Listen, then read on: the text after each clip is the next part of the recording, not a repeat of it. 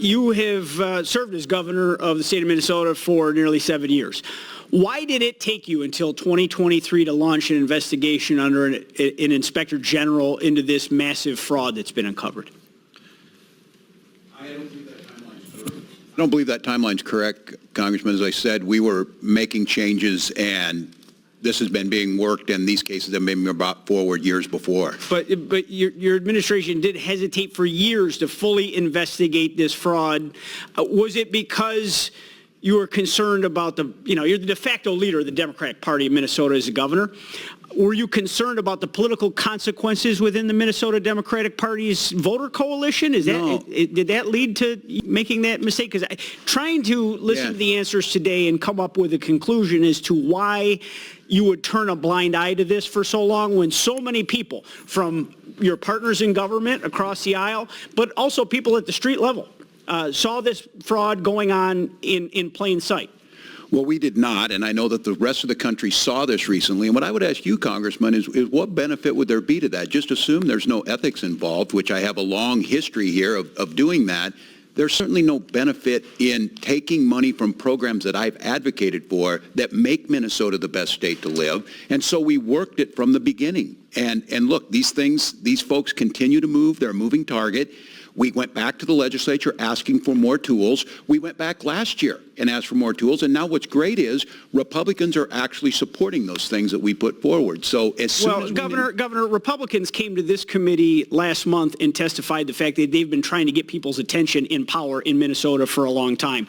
I would disagree with their characterization. Well, so you state that unequivocally there was no political consideration based on constituents in the Democratic Party. Absolutely that you not. Turned a blind eye. Absolutely now not. That's interesting, that, Governor, because your first reactions in December 2025 were to call taxpayer conspiracy theorists and dismiss concerns about the $9 billion in fraud as white supremacy.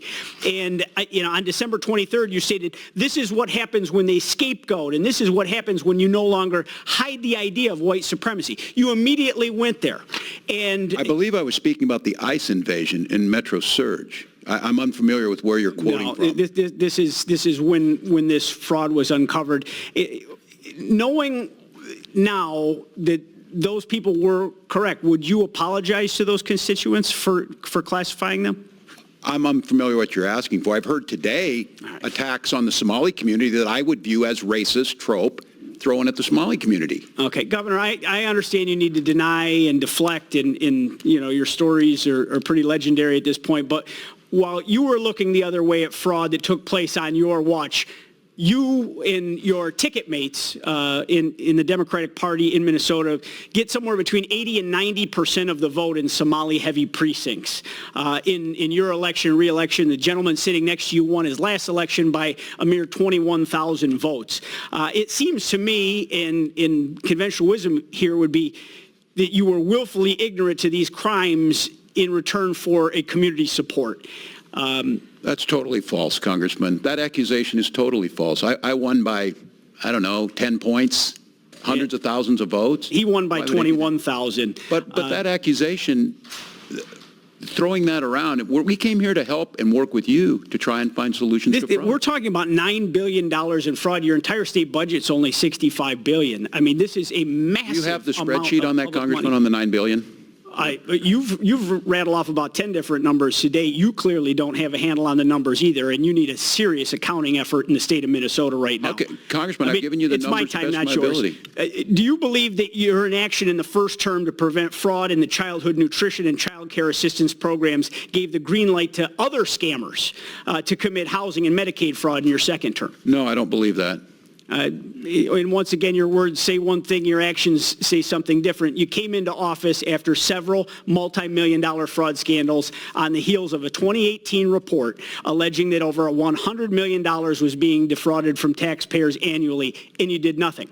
And in 2020, after hearing about potential fraud with Feeding Our Future, you did nothing. That's and Governor, incorrect. You knew and did nothing to stop autism payment fraud. Its annual expenses inexplicably increased from $6 million to $192 million in just 5 years. And you did nothing to stop housing stabilization, Medicaid fraud, which has topped $100 billion, and you did nothing to stop daycare fraud, an issue that's already costing taxpayers millions when you were sworn into office. Are you familiar with Article 8 of the Minnesota Constitution? I am not, Congressman, but I will give you this. Doing nothing, you're in the right job for that in this Congress. I disagree with that entire characterization. No, I'm unfamiliar with that. It seems like you've created a state of Minnesota that you're free to come and set up shop and make fraud. It ranks at the top of nearly every category in quality of life. A real big, bold one after what we've uncovered here today.